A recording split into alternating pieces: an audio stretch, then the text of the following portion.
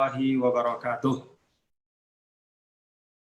Alhamdulillahirabbil alamin wassalatu wassalamu ala sayyidina wa habibina wa syafi'ina maulana Muhammadin wa ala alihi wa sahbihi ajma'in, amma ba'du.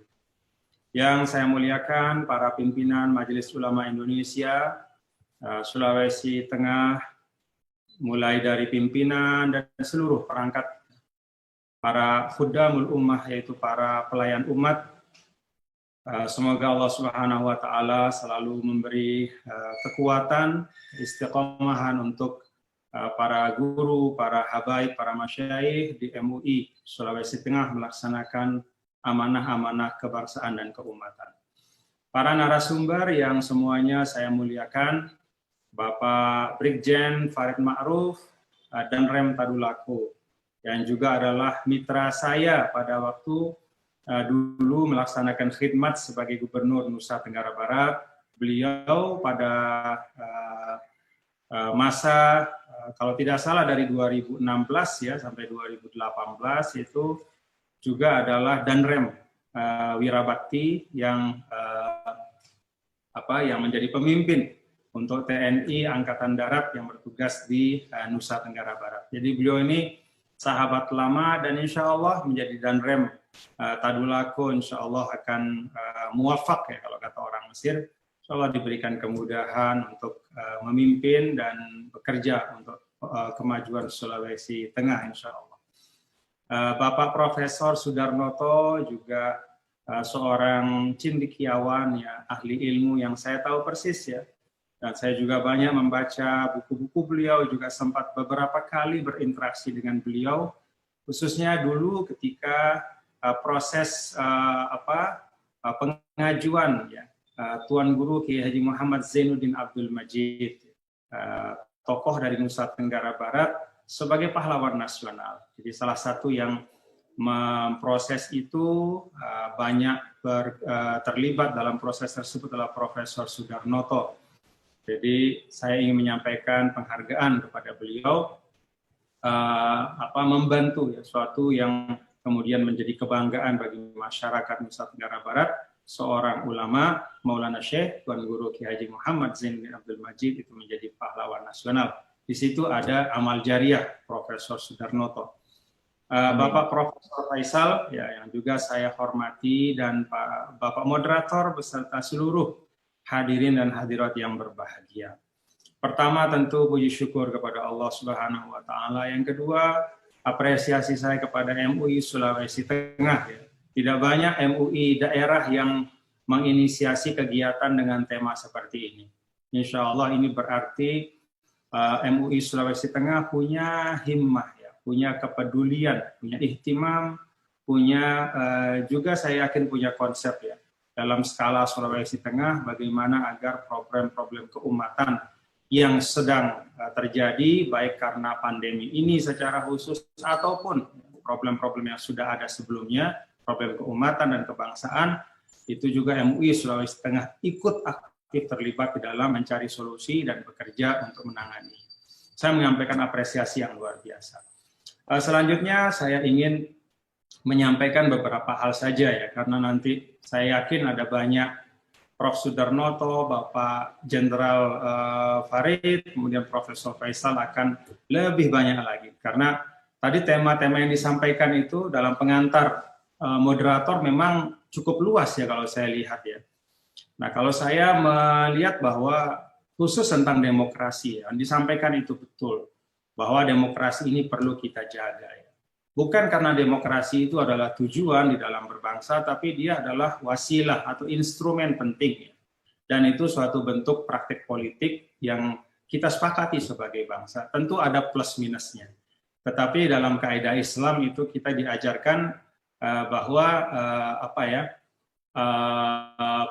ma la yudraku kulluhu la yutraku kulluhu. Bahwa di dalam merespon sesuatu ide gagasan, itu kita tidak melihat dari sisi kesempurnaannya, tetapi apa-apa hal baik yang terdapat di dalam ide dan gagasan itu untuk mewujudkan kemaslahatan bersama.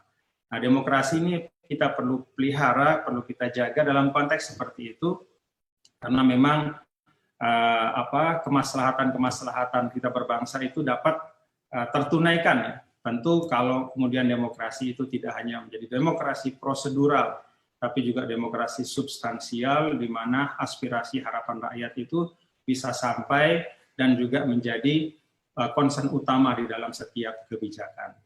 Tadi juga disampaikan ya bahwa ada resesi ekonomi, dan itu betul ya, bahwa pandemi ini menurut saya sesuatu yang luar biasa ya, yang dalam hidup saya baru tumben mengalaminya gitu. Jadi ada perubahan luar biasa di dalam kehidupan kita ya. Saya tidak tahu, mungkin yang lebih tua itu sempat mengalami masa-masa yang mirip kayak begini, tapi dalam hidup saya, kebetulan saya kelahiran 72, ini pandemi corona ini memang betul-betul sesuatu yang mengejutkan ya. Merubah banyak hal dan memaksa kita untuk berpikir ulang tentang banyak hal ya. Tetapi saya lebih senang juga di dalam situasi seperti ini untuk kita melihat sisi-sisi positif ya yang bisa kita ambil. Jadi tidak hanya melihat ini sebagai sekumpulan daftar masalah baru karena corona, tetapi juga ini ruang-ruang baru yang Allah Subhanahu wa taala ciptakan untuk mungkin ya mengasah spiritualitas kita, kemudian juga memahami intelektualitas itu tidak semata seperti yang kita pahami, tetapi dalam konteks yang lebih luas dan seterusnya. Walhasil memang ini suatu keadaan yang penuh dengan tantangan. Lalu kemudian yang menarik tentang peran ulama ya, di dalam mengokohkan atau memperkuat nasionalisme berbangsa. Saya ingin menyampaikan dalam konteks ini ya, hal yang pertama adalah bahwa peran ulama itu dibuktikan oleh sejarah. Tidak hanya dinarasikan ya, di dalam Al-Quran ya bagaimana peran ulama yang ideal, tidak hanya kita baca dari sejarah Rasulullah SAW dan generasi selanjutnya, di mana peran ulama itu memang luar biasa di dalam membangun nilai-nilai positif di tengah masyarakat, tetapi juga dibuktikan oleh sejarah. Kita bisa lihat ya dalam proses ber-Indonesia, jauh sebelum lahirnya Indonesia, 17 Agustus 1945 ya, negara yang kita cintai ini. Itu kan sebelumnya ada proses-proses integrasi nasional. Nah, di dalam proses integrasi nasional ini kalau kita lihat peran ulama itu luar biasa. Jadi peran ulama di dalam integrasi nasional ya. Apa sih integrasi? Integrasi itu proses kondisi menyatukan hal-hal yang sebelumnya terpisah. Nah, kita lihat peran ulama itu luar biasa. Bagaimana dulu ketika Islam datang, para ulama yang sekaligus juga banyak di antara mereka adalah pedagang, itu kemudian menghadirkan suatu konsep kehidupan yang beda ya, dibanding yang sudah ada pada waktu itu. Nah, para ulama kita menurut saya hadir di Nusantara ini dalam format yang tepat. Jadi memahami betul filosofi dakwah bahwa Islam itu tidak pernah hadir di ruang hampa. Jadi Islam itu selalu datang kepada masyarakat yang di situ sudah ada tata nilai, sudah ada peradabannya, sudah ada budayanya, bahkan ada agamanya juga gitu. Karena itu ketika Islam datang, ajaran-ajaran Islam itu kemudian didialogkan. Ya. Didialogkan bukan dalam konteks akidah tentu atau ritual, karena itu tetap ya, tetapi aspek-aspek lain, khususnya muamalah. Nah, nasionalisme atau al-muwatonah ini juga bagian dari muamalah. Nah, ketika datang yang dimunculkan oleh para ulama ya, adalah bahwa Islam itu membawa kesetaraan. Dan ini hal baru. Karena dulu masyarakat di Nusantara kan ada strata-stratanya. Jadi banyak tingkatan-tingkatan masyarakat ya, yang kemudian itu berbeda di dalam interaksi ya. Interaksi sosial, ada pembedaan-pembedaan. Ketika datang para ulama, kemudian membawa al-musawat, yaitu nilai interaksi Islam yang luar biasa ya. Salah satu mabadi Islamiyah yang utama itu al-musawat, persamaan. Bahwa kullukum min Adam wa Adam min turab. Bahwa semua manusia itu sama. Siapapun Anda bisa berkontribusi untuk kemajuan umat. Anda bisa berkontribusi untuk kehidupan dan Anda punya nilai yang sama di depan Allah Subhanahu wa taala. Nah, ini kemudian menimbulkan ledakan partisipasi. Masyarakat yang biasa tersekat-sekat dalam kasta-kasta, dalam strata sosial, tiba-tiba merasa bahwa mereka semua punya nilai yang sama dengan yang lain. Yang bukan bangsawan, dia kemudian punya keyakinan bahwa dia juga berharga. Gitu. Nilai kemanusiaan itu tidak kurang dibanding yang lain. Lalu kemudian itu yang membuat interaksi menjadi kaya. Lalu terciptalah dalam, kalau kita baca sejarah ya, dalam proses integrasi nasional awal-awal, itu kemudian para ulama yang pedagang itu kemudian menginisiasi terbentuknya masyarakat-masyarakat di pesisir. Dari kecil-kecil pelabuhan membesar-besar, itulah kemudian menjadi awal dari desa-desa dan kota-kota. Dan ini kemudian yang menjadi bagian yang penting di dalam integrasi nasional kita. Nah ini berlanjut terus ya. Kalau kita lihat kemudian bagaimana para ulama mulai dari abad ke-17 ya. Kalau kita lacak hubungan antara Nusantara dengan Timur Tengah misalnya. Bagaimana para ulama yang pulang dari Timur Tengah belajar tentang Islam, yang kemudian mereka hadirkan ke tanah Nusantara, ini adalah semangat persatuan itu. Jadi kita lihat Nuruddin Ar-Raniri, Hamzah Fansuri, kemudian Abdul Rauf Singkili, kemudian Syekh Yusuf Makassari ya. Kemudian juga banyak yang lain. Dari abad 17 terus kemudian ada Balwarah. Balwarah itu kristalisasi. Mulai abad 18, 19 dan awal abad 20, nah, semangat dari para ulama untuk mengintegrasikan ya, membangun integrasi sosial dan membangun satu ide yang abstrak pada waktu itu, bagaimana menyatukan tanah Nusantara, itu terlihat semakin jelas. Nah, jadi pulang Hadratus Syekh, kemudian pulang Kiai Haji Ahmad Dahlan, ada Kiai Haji Mas Mansur, ada Kiai Wahab Hasbullah, kemudian juga banyak ya, Tuan Guru Zainuddin Abdul Majid, yang Maulana Syekh dari NTB, kemudian di Sulawesi Selatan juga Ambodale ya, Andre Guruta Ambodale, di Sulawesi Tengah kalau tidak salah juga kan datang ya Habib Idrus ya, beliau lari dari kejaran Inggris di Yaman. Jadi punya pengalaman terhadap buruknya penjajahan. Nah, para ulama ini kemudian balik ya dari Timur Tengah, dan yang menarik adalah para ulama pada abad 19 dan awal abad 20 itu belajar di Timur Tengah tidak hanya ilmu-ilmu keislaman, tetapi juga semangat memerdekakan bangsa. Dan mereka sadar betul bahwa memerdekakan bangsa itu diawali dengan integrasi nasional. Jadi menghubungkan yang terpisah-terpisah itu. Nah, jadi kalau kita lihat beberapa waktu sebelum hadirnya ditakdirkan Allah Subhanahu wa taala lahirnya bangsa kita, itu integrasi nasional digagas ya.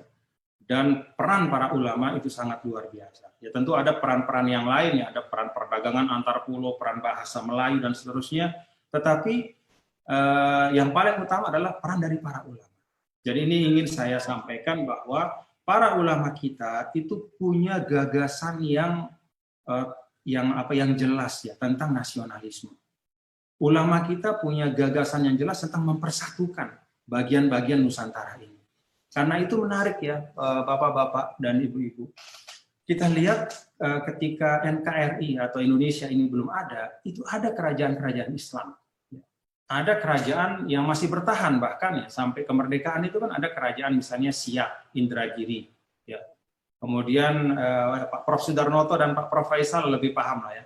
Kerajaan Siak, kerajaan misalnya Ternate, kemudian juga beberapa kerajaan Islam masih ada.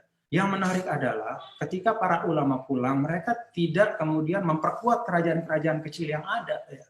Tetapi mereka berhimpun dalam gagasan yang lebih besar, bagaimana melahirkan satu entitas bersama yang namanya Indonesia. Nah, jadi ingin saya sampaikan di sini bahwa para ulama kita itu dengan pemahaman yang kuat ya dari Al-Quran dan Hadis ya, dan dari pandangan-pandangan para ulama, itu mereka berperan aktif ya, di dalam menggagas lahirnya Indonesia.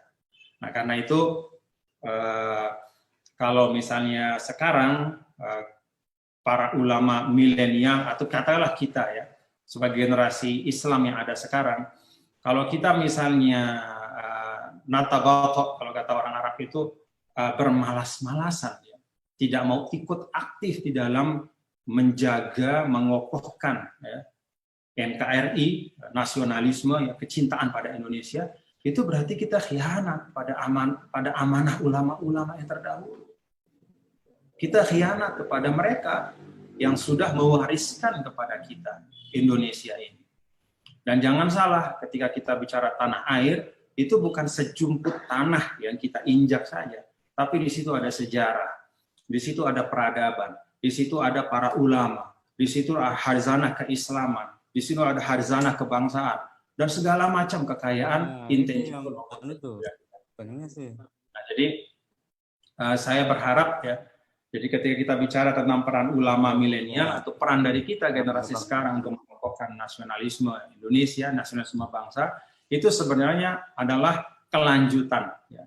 Dan itulah yang seharusnya kita lakukan, karena seperti itulah para ulama terdahulu memberikan contoh dan keteladanan kepada kita. Nah, yang kedua yang ingin saya sampaikan adalah di dalam perjalanan ya, para ulama berkiprah di Indonesia dan secara umum, kita lihat bahwa ada 3 nilai ya, dalam interaksi sosial yang selalu ada di dalam kiprah para ulama. 3 nilai itu adalah dakwah, akhlak, dan hidayah. Jadi nilai dakwah, akhlak, dan hidayah ini selalu menjadi nilai yang mendasari, yang mendasar sekali di dalam setiap aktivitas ulama dimanapun mereka berada, termasuk para ulama Nusantara ketika mereka mensyiarkan Islam, menyebarkan Islam, dan mengajarkan Islam. Nah, saya berharap ya, kepada kita semua untuk menjadikan 3 nilai ini juga menjadi nilai yang selalu ada, dakwah, akhlak, dan hidayah. Jadi kalau kita bicara tentang dakwah, ya tentu kembali ke dalam tuntunan Al-Quran, bil hikmah wal mau'izatil hasanah wajadilhum billati hiya ahsan. Jadi upaya-upaya untuk menyampaikan Islam, menjelaskan Islam dengan cara-cara yang tidak bertentangan dengan substansi yang kita sampaikan. Ini selalu menjadi panduan para ulama. Jadi ketika misalnya mereka menjelaskan tentang wama arsalnaka illa rahmatan lil alamin, bahwa Islam itu adalah rahmah, kasih sayang, maka mereka menjelaskan juga dengan penuh kasih sayang. Karena yang mereka jelaskan itu nilai kasih sayang. Maka caranya adalah dengan cara yang penuh kasih sayang. Jadi ini hal yang jadi pakemnya para ulama kita. Maka kalau kemudian kita sekarang, mungkin dari kita atau mungkin sebagian yang kita lihat ya, menyampaikan tentang Islam rahmatan lil alamin, tetapi dalam bentuk dan cara yang tidak mencerminkan rahmah itu, maka berarti perlu ada yang dikoreksi. Yang kedua, nilai akhlak. Akhlak itu juga para ulama menyampaikan bagaimana Islam adalah agama yang menjunjung tinggi al-akhlakul karimah.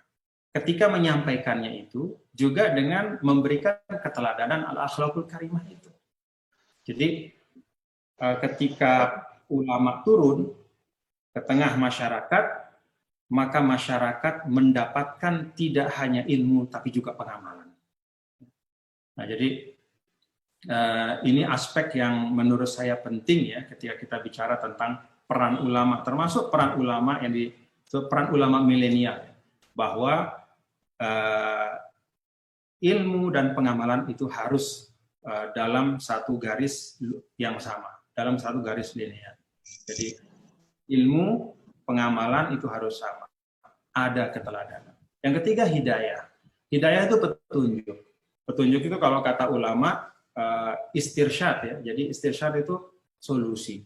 Maka ketika para ulama berkiprah di tengah masyarakat, mereka selalu menghadirkan, tidak hanya mendiagnosa masalah-masalah yang ada, tapi juga memberikan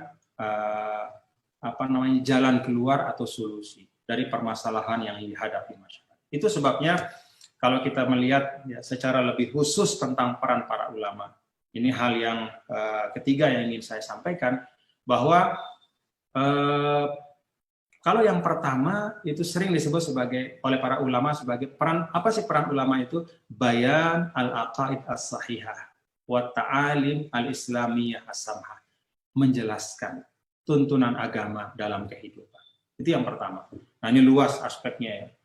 Akidah, syariah, dan semua, muamalah segala macam.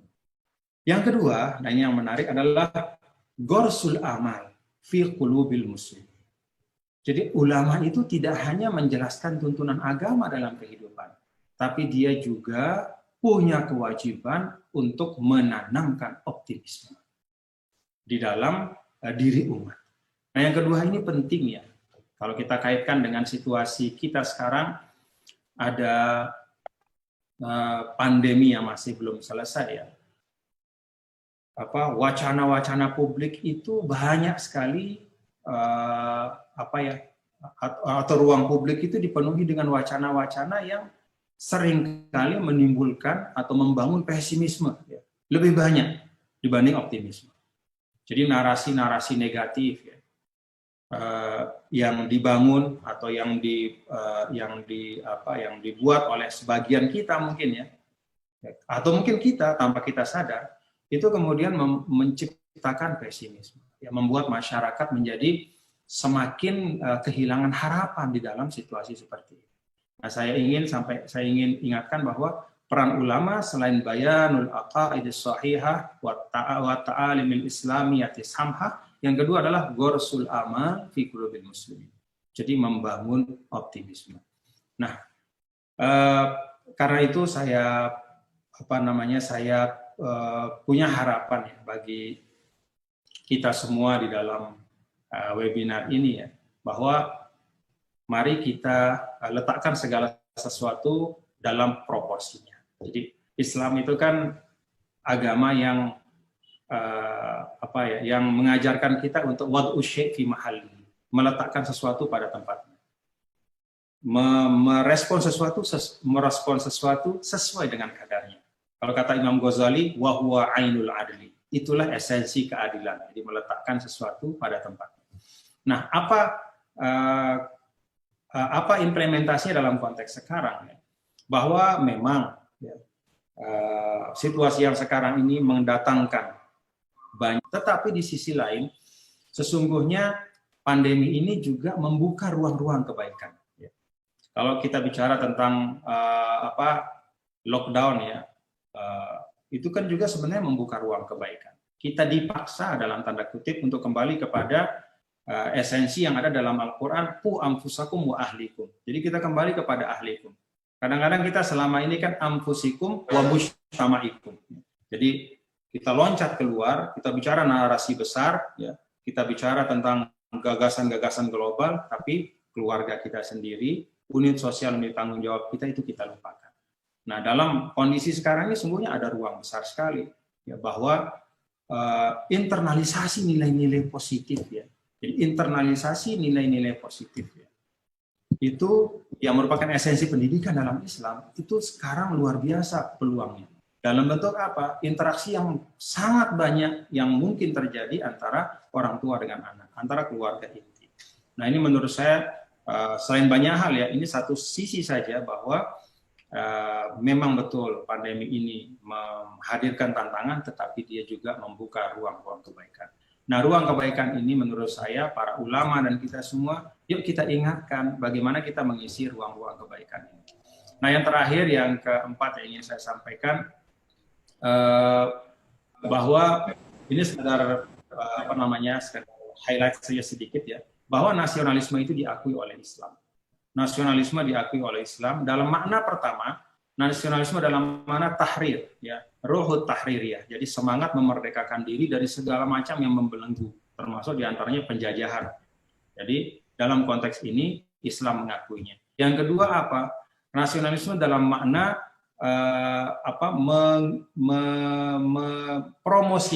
mempromosikan nilai-nilai kebaikan. Jadi nasionalisme dalam dua makna ini, Islam tidak hanya mengakuinya, bahkan mendorongnya. Nah, karena itu dulu Imam Ghazali menyampaikan bahwa inna fittiba, bahwa di dalam diri manusia itu ada hal-hal yang demikian jelas, demikian terang, demikian kuat, sehingga syariat itu tidak menyebutkannya secara khusus. Salah satu di antaranya adalah hubul waton, atau kecintaan pada tanah air. Jadi kecintaan pada tanah air ini sudah tertanam pada diri kita sejak kita lahir, menjadi bagian dari fitrah yang kuat, ya, sehingga syariat merasa tidak perlu lagi untuk kemudian memberikan penjelasan yang detail tentang itu. Nah, jadi ini yang dijelaskan